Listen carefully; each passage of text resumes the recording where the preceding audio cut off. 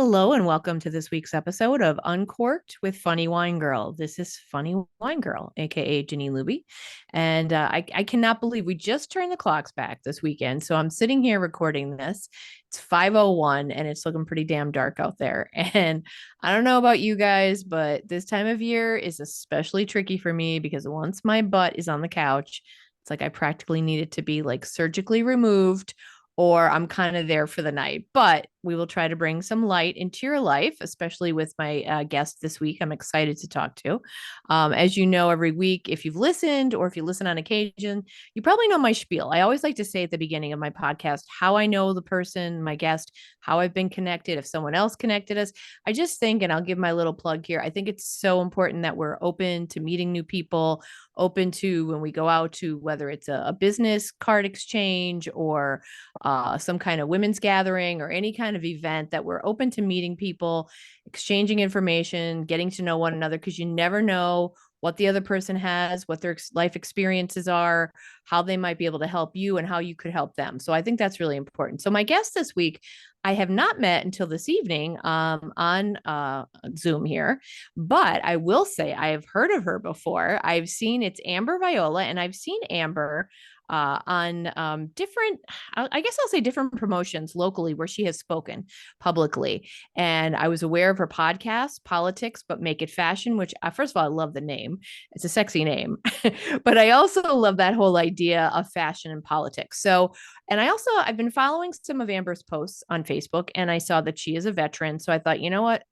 Saturday, November 11th is Veterans Day. I would love to talk to someone who's served our country and who also is doing some pretty amazing stuff. So, without further ado, welcome Amber. Thank you. Thank you so much for having me on your podcast. It's really my pleasure to be here. Well, thank you so much. And I had heard of you. Like I had seen something posted a year or two ago where you were speaking, maybe it was on a panel or something. So you've been out and about in Northeastern PA here before. And I'm like, wow, that's pretty cool. I always like to make note of local podcasts, but especially by women who are out there making a difference and influencing. So I think what you're doing Yeah, is great. thank you. Well, and since I don't know a lot too much about you, and I want my guests to always just get a little flavor, a little feel for you, tell us again, whatever you're comfortable telling, just a little bit of background, where you're from, where you grew up, or what you want to share with us. Absolutely. I went to high school here in NEPA. So I'm a graduate of North Pocono. And after I left, I went into the Navy. I did some college first, and then I left and went into the Navy, and I did 8 years. So after my 8 years, I moved back here. And so I moved to Scranton. It's just me and my daughter and my dog. And I went to Marywood to complete my degrees. I graduated with my bachelor's and master's in social work. And so I started just kind of like reacclimating myself into the community, and I really wanted to help people, and this is where I called home. So I knew that this is kind of where I wanted to focus and do some community activism and things. So when I graduated, it was around the time of kind of like the Black Lives Matter movement and the marches and things here. So I was able to just kind of get really involved, and I had worked for the city for a time and things like that. And so I do like some political consulting where I talk about diversity with candidates and social media usage and different things like that. And so I love to kind of use not just like my social work background, but also research and working with people and the people side of things and working with the people side of the community. And that's what I really wanted to do. So I've been doing a little bit of this, a little bit of that. And I started my podcast, part of the reason because I do love politics. I love all of those conversations that like you shouldn't have, politics, religion, like everything. I want to know your deepest fear and stuff. So I also love clothing and fashion and makeup and different things. So it's kind of all of those things together. And being a woman and being a female veteran, all of these things kind of intertwine with each other. Yeah. Well, you said so many things I want to ask you about now, but so you spent 8 years is a good amount of time that you spent in the Mhm. military. Were you overseas, or where did you spend your time when you were in the Navy? I spent it, I was on the ship, the Abraham Lincoln, and I did 2 deployments when I was on that ship. So yeah. Oh, wow. Can't now, and again, I never want to ask anything that's uncomfortable, but what was your experience like? Because you do, you read things in the news about how women are treated in the military. How was your experience? Like, if you were to reflect on that, and again, I'm not looking for like dirt or anything, but like, how do you feel about that in your time there? Um, there was times it was rough, and there was times it was terrible, and there was times it was perfectly fine. I working with some of the women that I worked with, I still have some really close girlfriends that I served with. There's some powerful women out there, and I realized that like we could do anything and everything that was put in front of us, but there was still a lot of sexism, especially in the Navy, because it's just it's one of our oldest branches, and like um it's still very male driven, patriarchal driven, and things like that. And then also just being a woman of color, you have the added amount of racism in there as well. And so the Navy was kind of one of the last ones to integrate, so it still has kind of that history of sexism and racism there. So there, I definitely felt that, and it definitely was alive and well. But there also was some really great people that I served with, and I still have some great mentors that I still talk to and stuff like that. Well, that's good to hear. I mean, I sadly I expected that there would Yeah. probably. I mean, my gosh, look at there's still sexism like this. The fact that that still exists sucks. But would you say so? But obviously, you should be proud of your service. I mean, as a veteran. So, as we approach Veterans Day, is it something like you said you still have your mentors and everything? Clearly, that's still something that you're proud of and that you can participate as a veteran and say, hey, look what we've done and thank us for our service. Do you feel like proud when this rolls around this time of year? I do. I do. I mean, it is, there are sometimes little twinges of stuff where, like right now what's happening, and sometimes us sailors and soldiers are kind of pawns in a rich man's game. And a lot of times we don't really have control over those things. So you're just doing your job in a lot of cases, and sometimes you don't know a whole situation until afterwards, until it rolls around. So hindsight is always going to be 2020. So there's always going to be things that you're gonna not like or wish that maybe you could have done better or maybe weren't involved in. But overall, I definitely am proud that I put the boots on. I'm proud that I was able to serve my country, and I'm proud of myself for being able to do a lot of the things that I was able to do that I never thought that I would be able to do ever. Um, and so just the legacy that I'm gonna leave, and I come from a family of veterans, so it's that's a legacy part of my family. So that also makes me proud to be a proud member of that lineage as well. Yeah, and I want to thank you for your service. That is really brave, and you should be proud. I would imagine. What does your daughter think? Does she like think it's pretty cool? She does. She does. She kind of will will look at me and wonder how, or you know. So she'll be like, "Oh, you were doing that," and I'm like, "Yeah," and she's like, "Hmm." I'm like, "Okay, yeah, well." She knows you in a different light, right? So Right, right, yeah, exactly.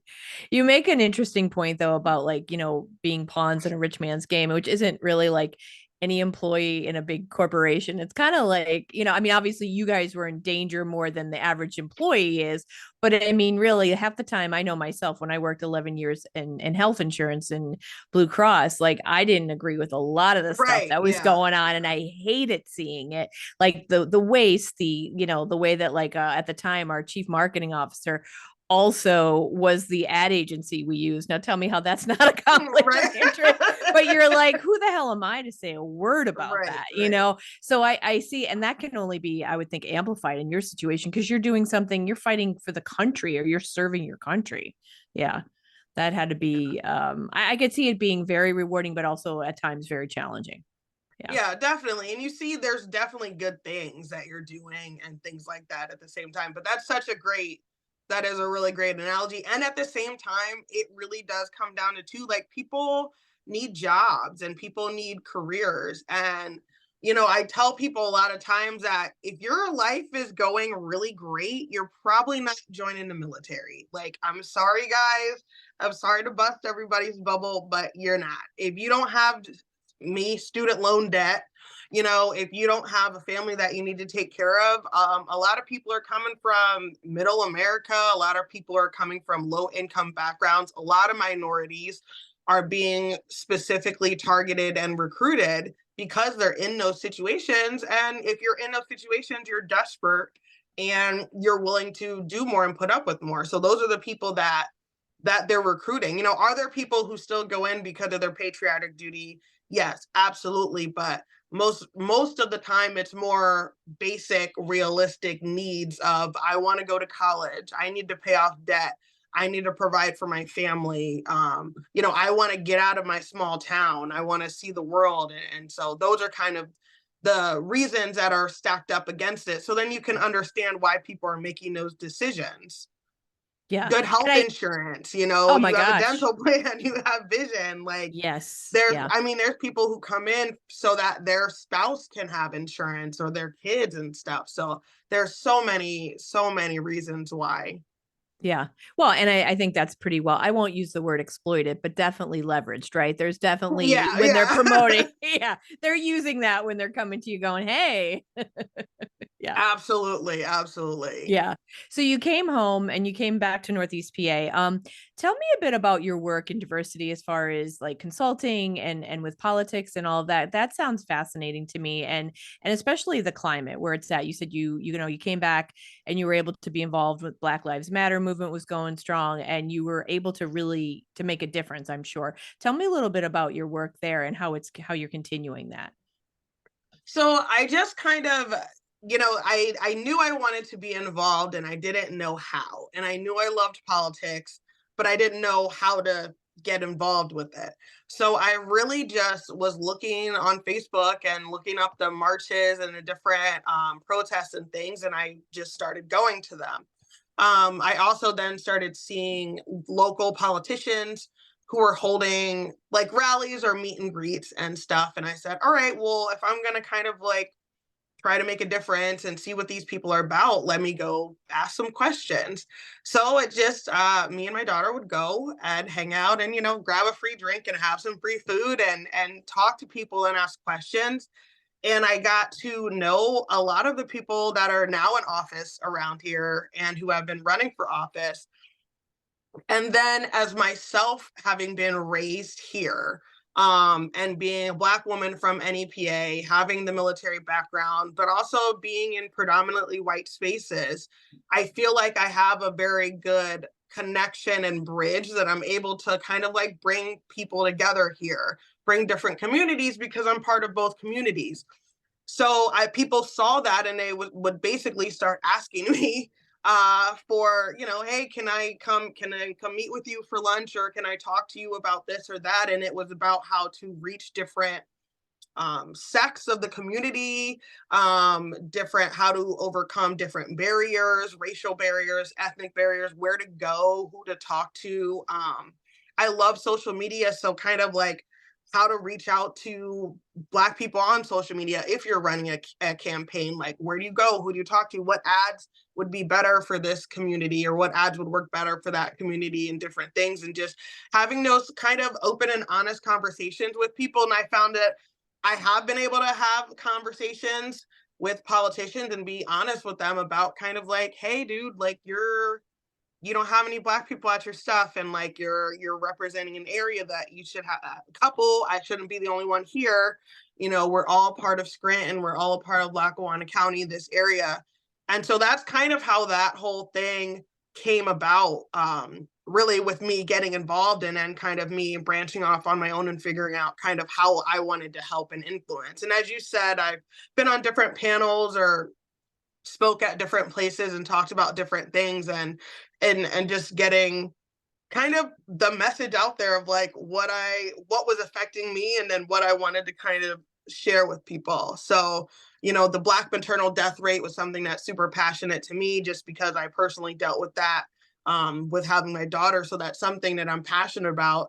And due to that, I just would talk about it, and posts about it and different things. And then next thing I know, somebody's saying, "Hey, Amber, can you come on this panel and come speak about the Black maternal death rate? Because, we know it's something you're passionate about and different things." So, I love what you said about bridging the communities. And I think, as you said, like when we first started talking about, you like talking about the things that we're not supposed to talk about. Because I've loved that my whole life, talking with, God rest his soul, my uncle, who for whatever reason didn't like France. And I'm like, I'm in love with France. And like we would have this conversation, like, I hate the French kind of stuff. And he would, more conservative and I'm more liberal. And like I think he hated Rosie O'Donnell or whatever. We'd have those kind yeah, of yeah, conversations, and it mix in wine at Thanksgiving. And I remember one Thanksgiving I'm crying, but thankfully we had the love that we could come back from that and go, okay. And I mean, he was sweetest man, respectful, but we don't have those conversations, I feel like, respectfully anymore, or yeah, yeah, which really, it sucks because I feel like, and even on both sides, I don't think you can be, hate is hate. So if you can't put stuff out there like, I don't like anybody who believes this, you can't yeah, do that. yeah. I see it in my own family. We disagree politically, but I'm not going to not love them anymore, and even like them. It's just, you have to, I always say, we have probably agree on more things than we don't. Like, we all want to be loved, we all have people we love, Mm-hmm. we all want to make a difference, we all have a passion. Well, maybe not everybody, but we all have stuff that we care about and a purpose. And that's like, but we're getting farther and farther. Why is it? And I know I just said a whole bunch of stuff there, but why do you think it's so hard for us to talk about, like, for example, even race? Like, it's like we're afraid to bring it up. Everyone's afraid and it's awkward. And I don't think we need to talk about race. We need to talk about a lot of different things going on. And why do you think it is so difficult to get an honest but safe and respectful conversation going? I think that a lot of times people center themselves and they take things really personally that don't necessarily need to be taken personally, and aren't necessarily like about you. When people are talking about racism in general, somebody will say something about, like, I had said, I experienced racism in the Navy, and it's like, no, you didn't. Well, okay, like, all right. Well, and then they'll say things like, well, I didn't experience that. Okay, well, you don't have to experience that for that to be true. That's okay that that wasn't your experience, but this was someone else's experience. And then being able to put yourself in somebody else's shoes and not just be like, that never happened or that's not true, and empathize with that and say, okay, like, why would they say this if it wasn't true? When people talk about things like racism and rape, those are the two things that you blame the victim. Well, what did you say? Well, what did you do? Well, why would they have said that to you if you weren't doing this, this, and this? And instead of just kind of, because it's hard to see yourself in that situation when people would, and they don't want to be the victim. They don't want to feel like somebody would take advantage of them. So, no, no, that wouldn't happen. And it's like, no, well, it could happen and it does happen. And I kind of think that's just the major things. And there's things that we can just disagree on. And there's also things that you can't really disagree on, hating people, like groups of people and stuff, and it's like, well, I'm not going to be okay with that. And I think on the other side of it is a lot of us women, minorities, put up with a lot of disrespect, and I think people aren't doing that now. And because of that pushback, it makes people mad because they're used to being able to say things to people and used to being able to do things, and nothing was really happening. And now when you kind of try to push back against that, people will just shut down that conversation and stop it instead of being open and saying like, hey, yeah, you may have been able to like grab women's butts at work. You can't do it now, dude. Like, it's not just you, it's everybody. Like, nobody's supposed to be doing it. And you know, instead of like shutting down and, oh, I'm the victim, you're attacking me, I'm taking this personally, and instead of just kind of being willing to see the bigger picture with that. Yeah. You make a really good point there about the folks who've been allowed to run amok, so to Yeah. speak. And now it's kind of like, Like, oh, yeah, well, no, nobody ever complained we did it. Yeah, they did. they uh, they did. yeah.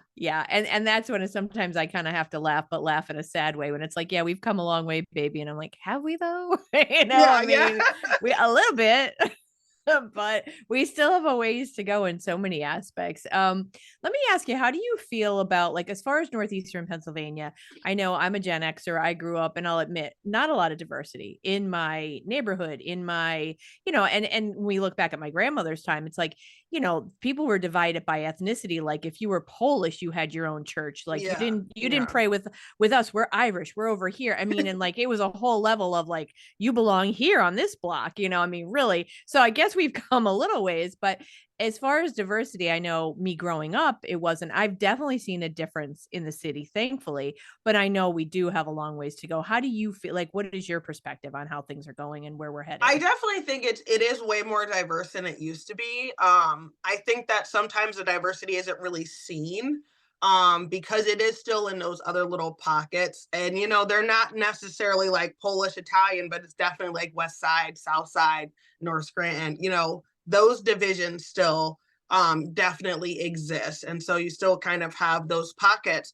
And then a lot of things aren't necessarily like for everybody, doesn't feel like they're for them. So you take like big instances in the city, like we just had First Friday, and it's a great town, downtown, everything's open, people walking around, but you really don't see a lot of Black and brown people down there and engaging in those things. They're there, they're part of the city, but you don't always see them involved in all the activities and things. And I think that's kind of where our diversity is lacking here. Like we have people here, we have different groups and ethnicities and stuff, but it's about getting everybody kind of to be seen and bringing everybody together and having things where we can see all of that diversity. And then also, like our high school is so diverse and it's mostly minority students, but yet how many Black teachers or Black staff members or faculty members do we have?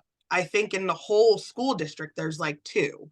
So that's a problem. We have that diversity there with our students and with our population, but why isn't that reflected in the teachers and the faculty and the staffing there? So that's just kind of where I see the issues are. So yeah, we are better than we were, and people can feel that, and I think people know that. Even as far as just having more women in positions of power, obviously we have a female mayor and stuff, women on city council, school board, and different things, but there's still more diversity still needs to be in those positions of power. Absolutely. And are those the kind of conversations, like, have you had those with any folks of power who can maybe make a change? Like, hey, where are the Black teachers? Where are, people of color of leadership roles in the schools? Are these conversations that you're having with the folks who are running for office, or? Yeah, definitely. And I definitely have had them. And there's other people in the community too, like the Black Scranton Project has definitely been involved in talking with leaders of our community and talking with leaders in positions of power, and working with our senator and our congressman as far as different panels and diversity things. So I've had the opportunity to be part of, Juneteenth celebrations and different things to help push diversity in that way. And also, groups like the Lackawanna County NAACP have met with our local politicians and talked to them about diversity in policing and diversifying like our police department and our fire department and different things like that. I personally sat down and had these conversations with people. I think they're very important to have, and I'm willing to sit and have them regardless of what side of the aisle anybody sits on or anything, because I think whatever we can do to help our city become better is what I want to do. Yeah, absolutely. I 100% agree. I mean, I'm a Scrantonian my whole life, and I know it's got, issues and problems, but at the same time, I'm proud of many of the people that I've met throughout my lifetime here, and the talent, the art, artists, Mm-hmm. musicians, people, so much talent in the area, and scenery and just beauty that I'm really happy about and proud of. But we do have a ways to go. And politics is tough. I mean, Yeah. getting people to listen and then to actually do something once they are in office. I'm Right. thrilled. I'm thrilled that we have and I mean, shocked at the same time. This is our first female mayor. Mayer. Like, Right. can you, like, ridiculous that it took till what was she in 2022 or 2021?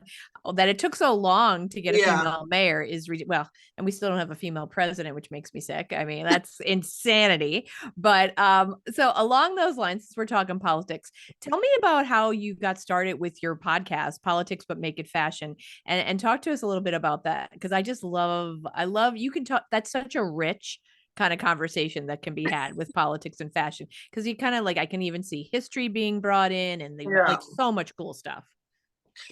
So I had been the guest on a bunch of different podcasts, and been able to, share different aspects of my life and things. And people are always like, "Oh, you should start your own podcast." I love to talk. And so I was thinking about it and I was like, okay, but like, what would I say or what would I talk about or, what would I do?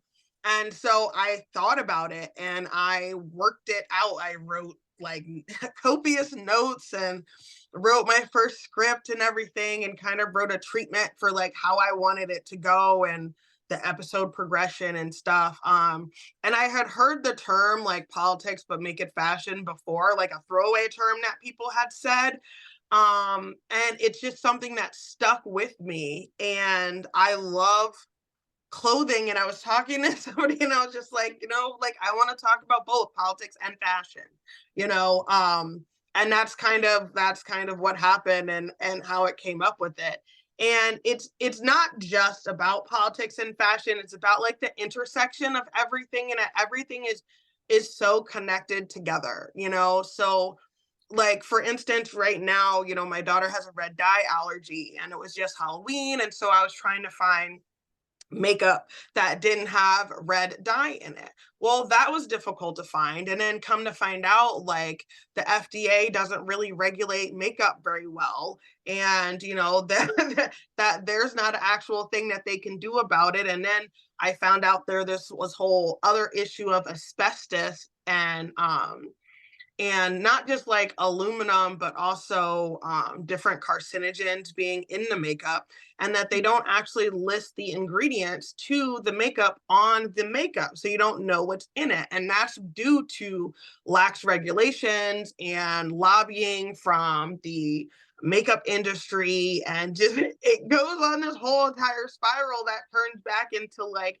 laws and politicians and politics that have been in place for so long, and it's now trickled down and affecting like me just trying to go buy some Halloween makeup for my kid who has an allergy. So that's just kind of where my brain started it with, and it's the intersection between all of these things and motherhood and politics. And when you talk about clothing, there was women in like the Missouri House who were told that they had to wear sweaters, but their sweaters weren't good enough. They needed to wear a jacket. And the reason they had to wear a jacket is because they were cold. And the reason they were cold is because the heat temperature 100 years ago was set so that a man could wear a suit in the house comfortably and not be sweating. So it's like all these things like come back around and are so intertwined and connected together. And I just find it fascinating. That's wild. And it's you I mean you brought up a lot there, but I'm sure there are so many mothers that can relate to things like that when you're looking for something for your child that is safe. And the whole issue with makeup. I have a friend who she'll only do, I forget what the name of the website is. She only does the ones that's not tested on animals. So the Yeah. something bunny.com. But she talks a lot about that. So I've learned a little bit from her. But that is so interesting. And you're right, the regulations, the policies, and the things that get allowed. And then it goes down to you, the citizen, the consumer who's trying to make a Mm. smart, safe decision. That's so interesting. And it does bring up like some history too. And I'm sure like trends, things that are like happening in society. What are some really cool things, like trends or anything that you're interested in right now that you would like to talk about on your podcast? So something that I've been really wanting to talk about is sustainable fashion and kind of like the trend towards that, but also there's this growing trend of kind of like blaming the consumer about using fast fashion or using cheap things. But there's this disconnect between, well, how do you go about it in a budget friendly way? But also in a way where like you're still being sustainable, because not everybody's just buying clothes and throwing everything away, but there is a huge cost differential between being able to buy something high end and say good quality as far as low end. And like, what can just everyday people to do to be more sustainable? Because we hear about it, but nobody's actually saying like, this is how you could take care of your clothes that you have, or this is what you could do to make things last longer, or you could store stuff like or whatever, Scranton just had their big really clothing swap, and I love that idea I of saw bringing that clothing together advertised. and stuff. So that's just like one trend that I kind of see that has I've been thinking about it a lot because I want to be more sustainable. And I have like with a daughter, I'm constantly getting rid of clothes because she's growing like a weed. So every time I'm buying something, everything we bought for school is now too small. So this Mm, year. So it's that constant turnover and stuff. But I've been privileged enough to relatively be the same size. So I still have stuff from high school. oh I wow. still have stuff that I cycle through. Me and my mom swap out gowns and different things, but I have some from, 20 years ago. But I've had the privilege of having closets, and I have those stupid little zipper things that keep, and all these little things that have made it so I was able to do that, and Yeah. that's a very long-winded way of saying no, that is one of the trends that I've been thinking about and wanting to kind of add my 2 cents in and to help. That I love that idea. I love that topic. It's I was blown away when I read an article a year or two ago about how much clothing gets thrown out, like how wasteful the Yeah. fashion and like because from for years, most of my life, I've given my clothes to like Salvation Army or Goodwill, And and there's until countries now that aren't even accepting them from us anymore because we're literally destroying whole environments and ecosystems because of our clothing trash that comes from here. And fun fact, like when I was in a Navy, we would get these barrels, like these bins of rags, and it was clothing. And one time I swear I had a rag that was like a shirt that I donated, and nobody could tell me nothing. I kept it forever, but basically it was like bins and bales of rags that so it'd be like I donated this t-shirt, it's all cut up into rags, and we use those rags for grease rags for cleaning and all that stuff, and that was a way for it to kind of like get recycled again. I didn't know that. I thought that was super super interesting, but then I also found out that the military is like the number one polluter in the world, so oof, wow. that was, was another thing. So Yeah. I love consignment shops. Like that to me is I mean, although I'll tell you now that is more on my mind about, being wasteful after I read that article cuz like I'm guilty of it. I'll use the word guilty, like going to Target and maybe buying like a $15 item or you know what I mean, like buy and then I'm like, mhm. "Oh, I probably shouldn't have done that because I'm part of the problem." But then I kind of try to rationalize where I'm like, "Well, it's already been produced and it's hanging on a rack, so Yeah. it's sitting here. What are they going to do with it now?" But it is an interesting problem. I do you ever watch I don't know if you're a fan of Project Runway or any of those kind of shows where they do I did never watch it, but I know I've heard of it and people have told me that I would love it. I feel like you might, but they always have a challenge, which I love, which again, it may not be, but maybe in the future could be part of sustainability where they have to use things that are like kind of like not every day, but like it might be a challenge where they use toys for one, or they use like, streamers and made a skirt out of it. They wove it. Like I love because to me there's so much creativity there, but Yeah, there yeah, has to be a way where we can reuse things because we can't keep it up at this rate, like how much right. waste we're producing. That's a really great topic though. I think that people would love to hear about that. Yeah. Yeah. Now, so you like politics and you like fashion, but I know your podcast is about more than that. But because you happen to like politics and fashion, do you find yourself critiquing like when the like presidents are sworn in or things like that? Are you looking at the first ladies and all the people in attendance and their wives going, "Oh, okay." Like do you like to Yeah. look at that stuff? Yeah.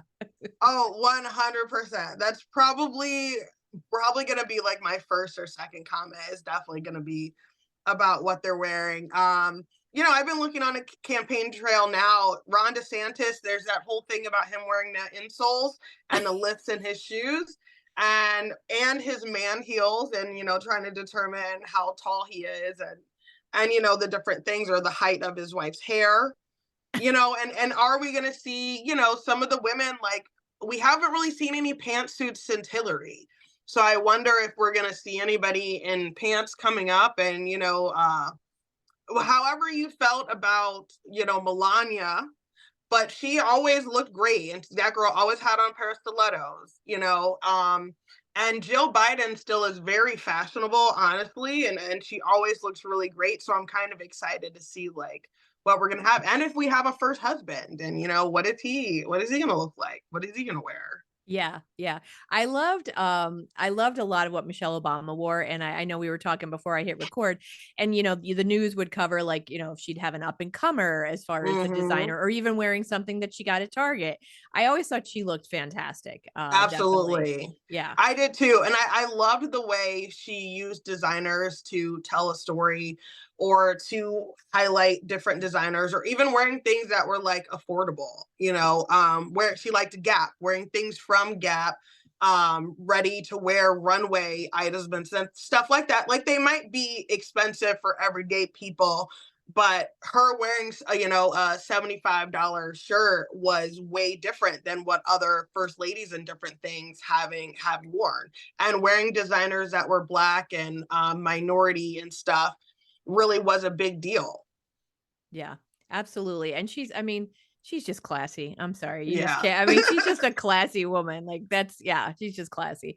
Now, what did you think of like, so I was a Hillary fan, but like the pantsuits, can't say I was a fan of the pantsuits, whatever.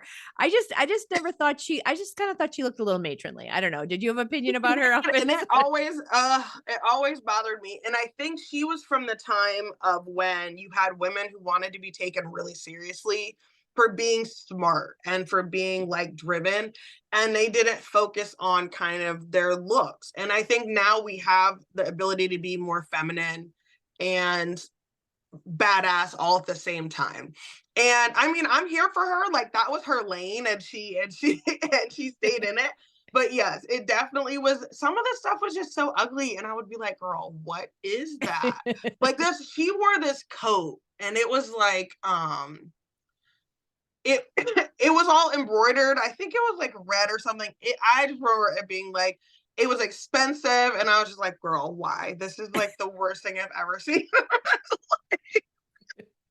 Yeah, I was not a fan of her looks. I was a fan of hers, though I will say. But and on that note, so 2016, she didn't win the election. I remember at that time I was teaching part time at King's College, and I mean, I don't normally do this. I'm not someone who gets super emotional, but that would have been a big deal. However we feel about that, Yeah. would have been a big deal to have a woman president since we never had one. So I was emotional, and I actually did tear up a little bit and cry a little bit in my class. A lot of the young women in my class wanted, they were voting for her as well. And it was like, of course, I was mansplained by a Oh boy. relative of mine about how unprofessional that was. Now he happens to be in the field of state police and all that. And I'm thinking, yeah, so it's also unprofessional when somebody slams somebody up against the wall, or that's emotion too. They tend to forget sometimes. I think men, the Mm-hmm. anger is an emotion, and I was showing an emotion because that could have been a pivotal moment in our country. Yeah, yeah. And so for me, I was just distraught and everything. Do you foresee, or what's it going to take, do you think, to get a woman in office? Or is it, I mean, for me, I just feel like some men are so threatened by women that that's why they won't like, and I don't know, but what are your thoughts on all of that?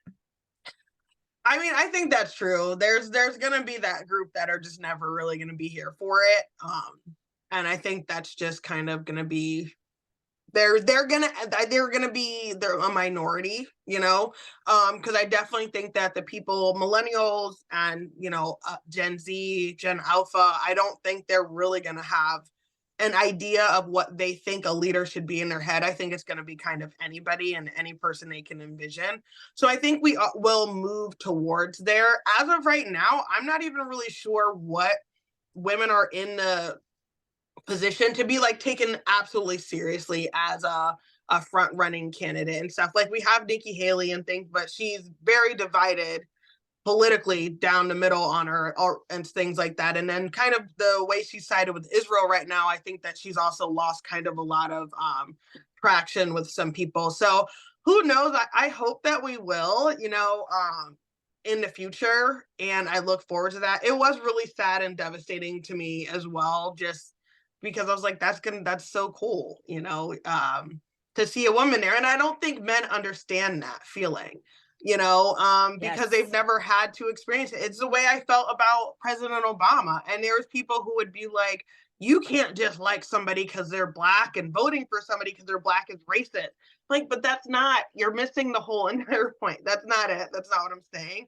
You can admire somebody and think it's cool that they are a black person in that position, and like, you get the opportunity to support them, and Yeah. even if you didn't support them, it's still cool to see somebody up there and see a reflection of yourself and be like, wow, that's, I could be there one day.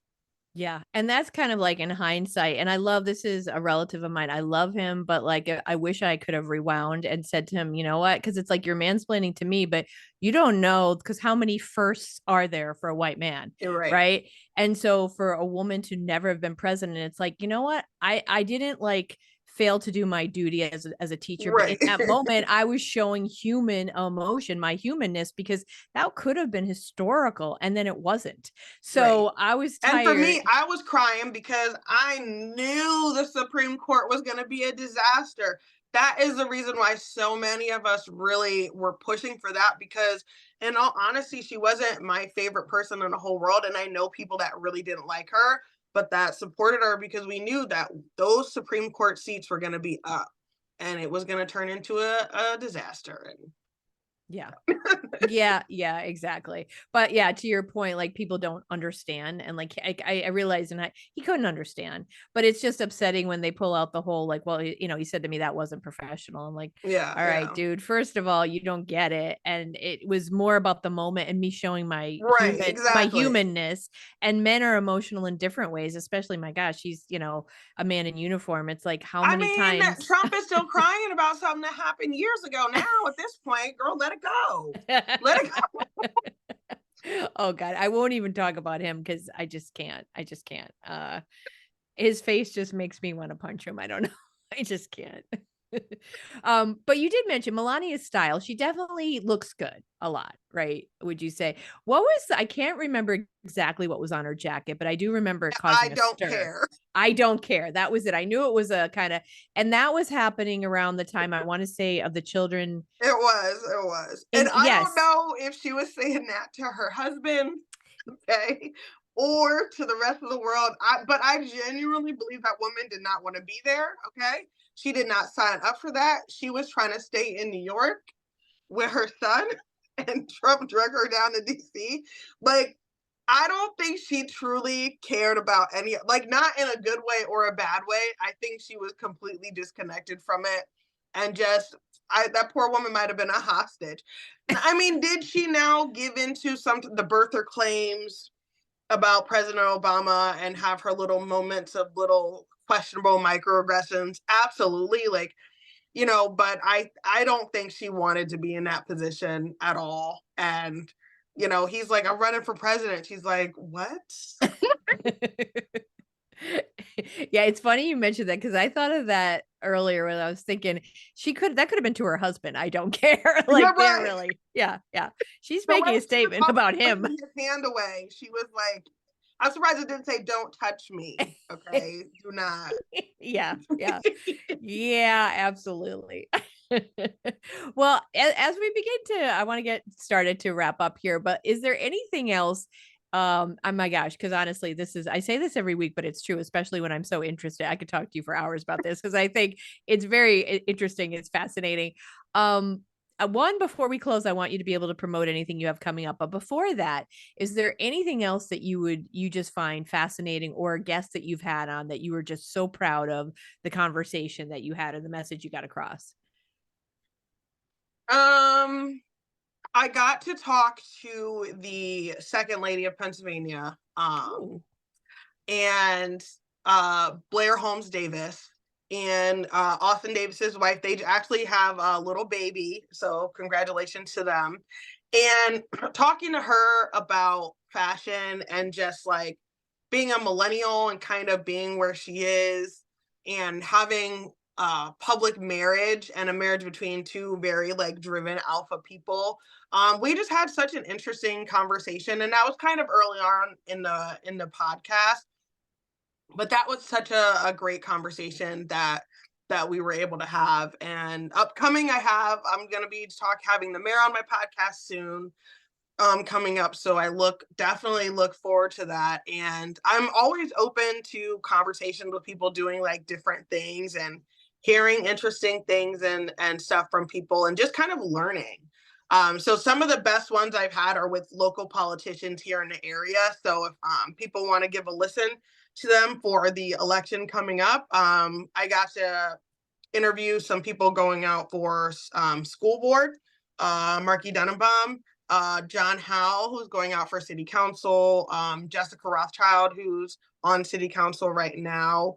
And so those are some definite fun conversations and way to really get to know people and get to know your candidates and stuff like that.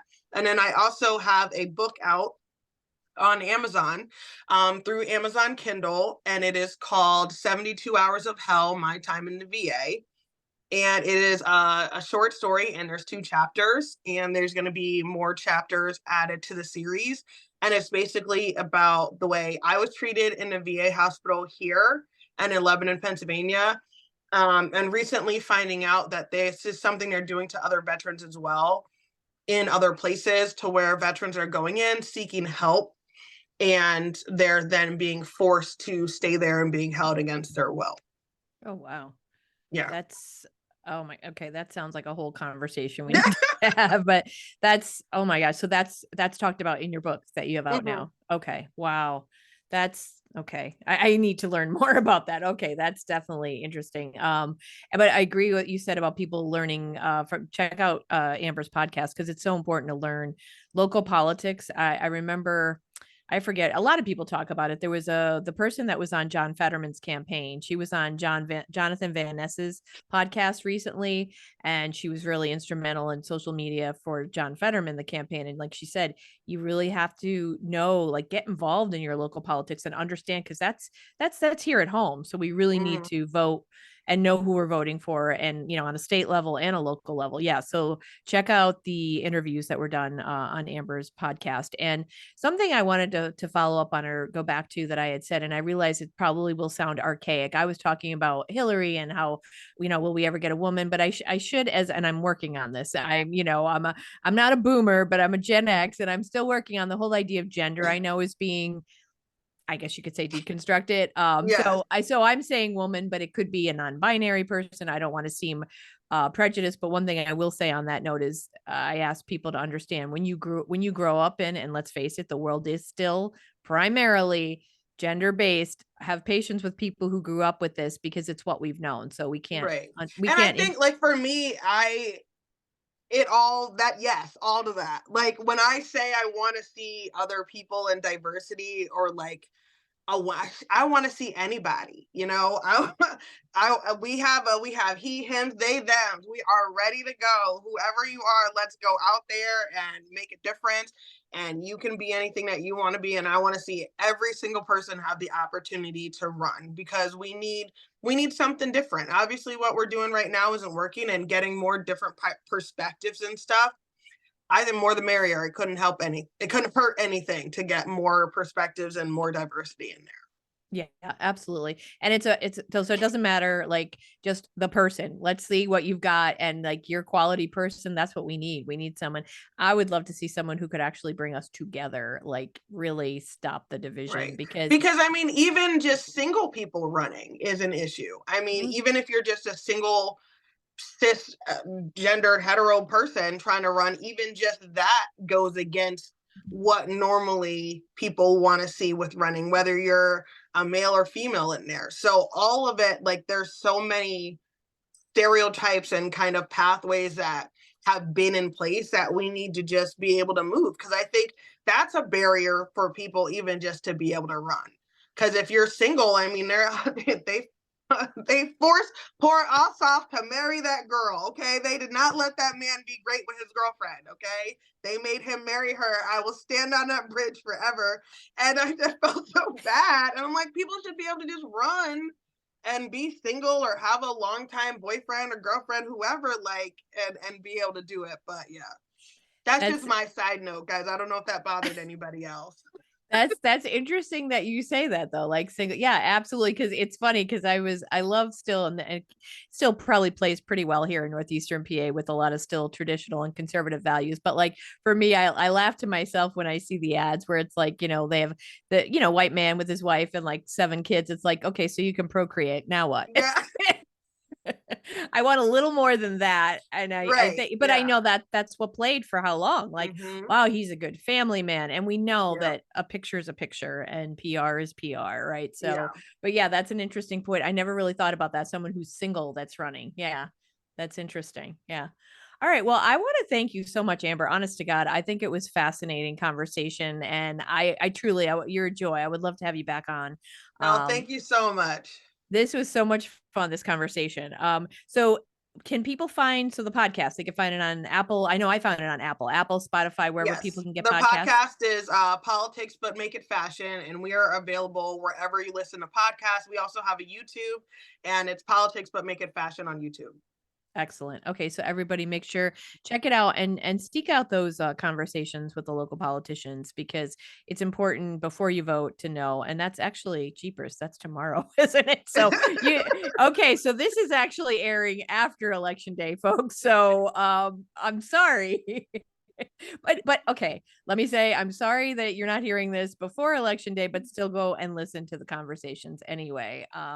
Because I'm sure it's the conversations are great to listen to. And hey, maybe the person you voted for won, so that's better. You'll even know Right, more there you about them go. now that they're in office. That's great. Yeah, that's great. So thank you again, Amber. This has been a wonderful conversation. I've enjoyed it. Love to have you back on again.